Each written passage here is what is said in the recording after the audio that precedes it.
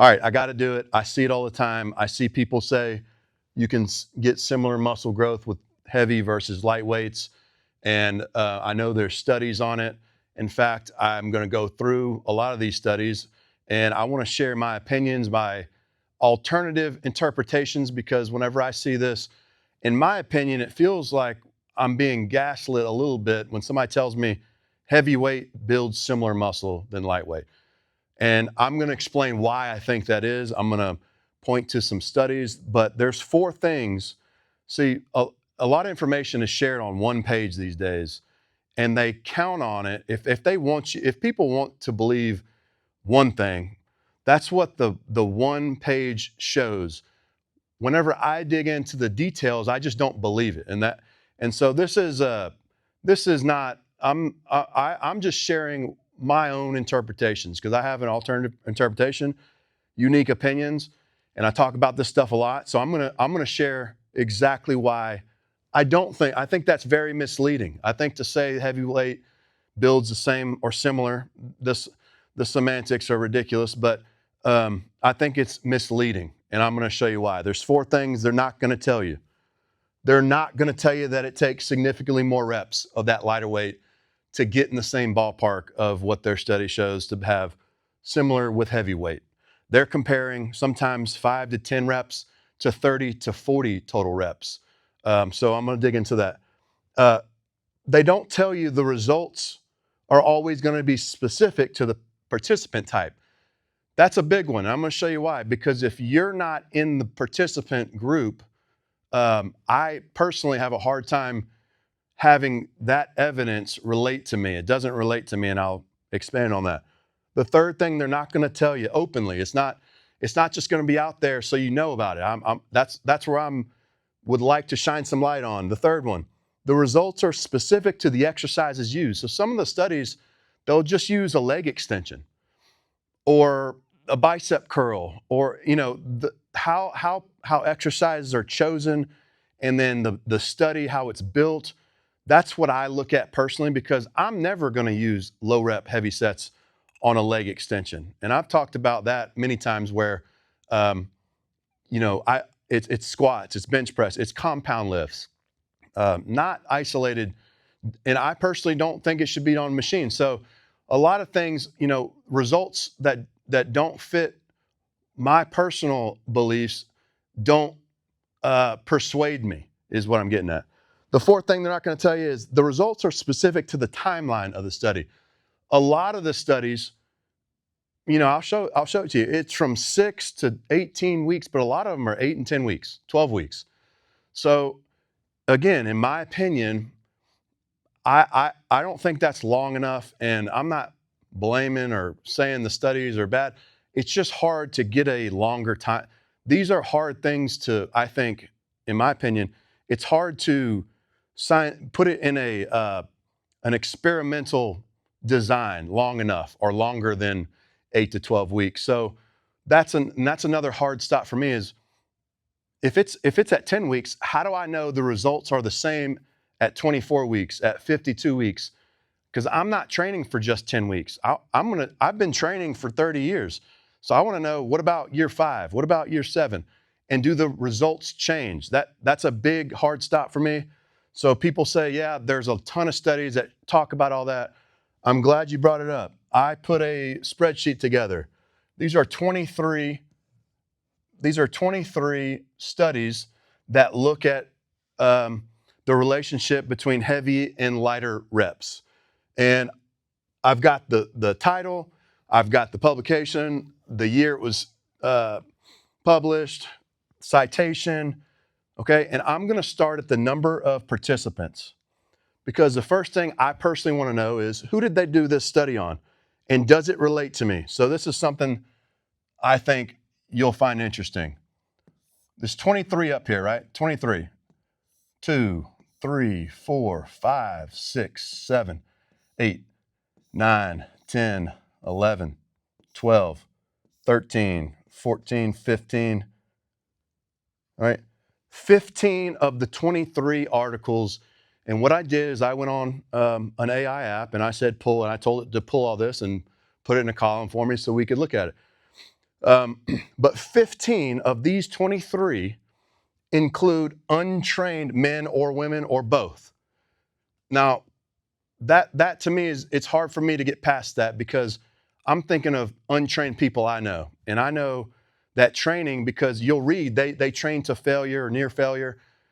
Intensity, it's all subjective. And I'm picturing a family member that's not trained versus myself, who is very trained. And I don't know if I can relate to what this study shows me. That's me personally. I don't know if I don't know if it's going to do it for me. So the way I look at it is, I'm not an untrained person, so it's going to be hard for me to relate to it. I don't know if I can buy into what it's saying.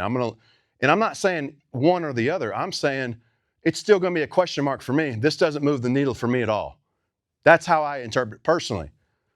Now, if you look at the number 32, 21, 20, 11, there's a study with 18, 9, 9, 18, 13.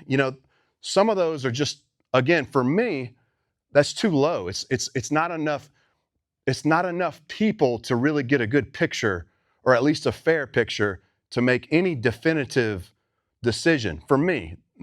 I keep saying that because I'm not trying to argue with anybody, but when I talk about this stuff, just logically, people agree with me, and so why I push back on it so much is because this is what I do. I honestly, I'm interested. I want to know. I don't want to be told to believe something. I want to know, how was that evidence gathered? And so that's kind of how I come at this. So, number of participants. Next thing I do is I want to look at the methods. I want to know what exercises, what reps, how many times per week. I want to know all of that. And when you look at it, like I told you earlier, we'll just start at the top. The low rep heavy, they're comparing 3 to 5 reps, a moderate 9 to 11 reps, and a high rep 20 to 28 reps. I do like that they've got 3 and not just low and high, because some of these discrepancies, this is a 4 to 6 reps versus 15 to 20 reps. And to me, the idea of I have to do more of something to equal something that I can do less, right? They're equating volume or tonnage. That's the argument. And that argument to me points to heavier weights being more efficient, because you're telling me that's what matters most. You're also telling me mechanical tension matters most, which is better with heavier reps. And you're telling me reps near failure are better, which is better with heavier reps, because you start closer to failure on rep 1. So there's just a lot of things that I personally want to see how it was set up. So 8 to 12 reps on the moderate versus 30 to 40 reps. Again, that's a big discrepancy in reps. Big discrepancy. Now let's look at just some of the exercises. This one's looking at bicep curls, knee extensions, knee extensions, knee extensions, bicep curls, knee extension, knee extension, knee extension, knee extension, knee extension, bench press, bicep curls. I will make this available. But the point is, like I said earlier, I'm not using heavy low rep sets on knee extensions. I'm also not going to prescribe an untrained person to low rep sets on a knee extension. And in fact, I'd make an argument that a beginner or somebody who doesn't have a lot of training experience will do better on a higher rep program early to build tissue tolerance, distress tolerance, proficiency, coordination, all of that, I think can be done. So the other thing that's interesting, and I don't mean to jump ahead, but let me jump ahead to the summaries, is I've already counted it. No difference, no different, no different, no difference, no difference. There's all these no differences, except there's a few greater fiber hypertrophy with heavy loads, greater quadriceps gains with heavy, greater gains in elbow flexors and quadriceps with heavy, greater fiber type and hypertrophy in low and moderate rep sets, low and moderate rep versus high rep group. So the few studies that do give, hey, this one did better or this one did better, they all go to the heavier side. None of them swing to the higher rep side. So that also, whenever I look at this, is interesting, because I keep being told It doesn't matter. And I'm not seeing it. I'm not getting it. All right. The other thing I mentioned earlier, length of the study. 8 weeks, 8 weeks. There's 4 in a row. 6 weeks, 8 weeks. 12. There's some 10s. There's some 12s. 6, 8, 6, 8, 6, 12, 10, 8, 9. Think about it. If you're a coach, I mean, how often are you going to say or look at, how are you going to retest every 8 weeks? That's not long enough. It's just not, in my opinion. Again, I don't think that's any fault of anybody. I think it's just hard to organize these studies, and I think it's hard to look at this stuff. And so I say all of that to say, none of this moves the needle for me. It just doesn't. So what I like to do is I like to revert to logic. All right, let's go back to the whiteboard because I've got some questions. I'm going to go at this all with questions because I think that's the best way to get to the bottom of anything is just ask the right questions. So one of my issues is the studies aren't long enough, okay? So I want to know, well, I'm going to be training for a long time. I plan on training for a long time. What long-term considerations should I have? The first one, I'm thinking about tendon health. Does heavier or lighter load preserve or increase tendon stiffness? Which one? It's heavier. Which has a higher chance of overuse injuries such as tendonitis? It's high rep sets. In fact, one of the first things, I'll never forget this, it's 2013 or 14, this concept, I just went with it. I pulled a George Costanza. I did everything the opposite. I'm tired of being stuck at where I was. I'm going to be wrong for a while and see where that gets me. The first thing I noticed is I stopped having the elbow pain, the shoulder pain, and the front of the shoulders. All that went away, and it took years. It kind of clicked. I was like, yeah, I don't deal with that anymore. I haven't had that in forever. I haven't had that twinge in my pec. It's because all these reps are much higher quality. And like anything, I used to work around physical therapists. And I remember this woman coming in. She had a torn rotator cuff. This woman never played sports. She never exercised, nothing. So in my head, I'm like, how did she tear a rotator cuff? She works at a medical office with a window. And all day long, she opens and closes the window, right? That is a high rep, overuse. You're just repeating the same motion over and over. That's how I relate how I see the same issue with the higher rep sets.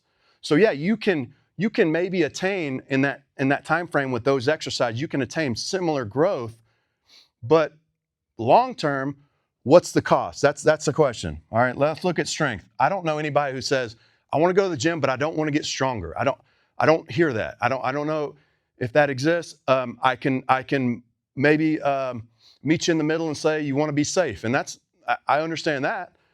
But which is best for strength long term, heavy or light? That seems like a silly question. Is there correlation with increasing strength to leading to increased ability to build more muscle? The answer is yes. It's hard to argue with those two questions. Let's go to the next one. Fiber type. There's a lot of meat on the bones on this topic. I don't know why people have short-term memory when these studies come up, because tempo, intent, all these are very important for hypertrophy. And before you say, yeah, but this isn't what I'll get to who I'm talking to. This isn't for everybody, and I'll clarify that at the end. But which fiber type is best for hypertrophy? It's type 2. Look it up. Which predominantly recruits type 2 fibers? Heavy weight, low rep sets. Everything just logically points to the heavier, lower rep sets. So let's keep going. What else? Let me cover the strawman arguments. Kind of what I was just mentioning.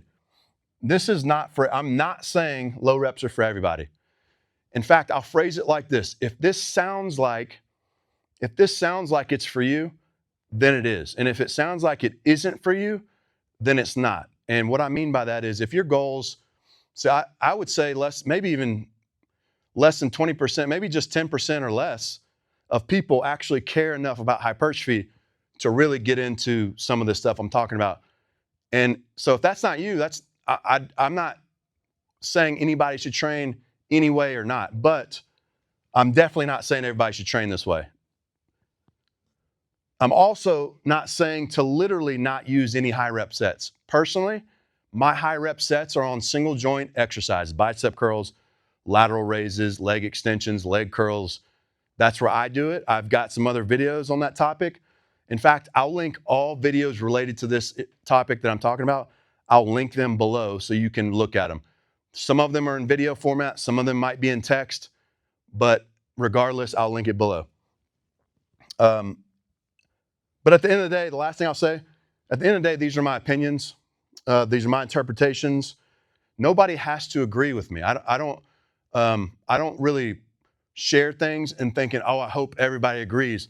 What I do is I share it and I say, I hope everybody thinks. I hope everybody, at least when they see these studies, they ask the questions that I asked earlier. The 4 things that aren't on that one pager. You know, you got to consider how the evidence was gathered. And then you've got to decide, does that push the needle for me? And I think if you just at least have a little bit of awareness, you know, some of this stuff online, it's just too confusing. It's a lot of muddy waters. So hopefully I've shined a little bit of light and at least opened up some discussion. And if you enjoyed this video, I've got many more like it on my YouTube. It's at Strength Debates on YouTube. So check them out.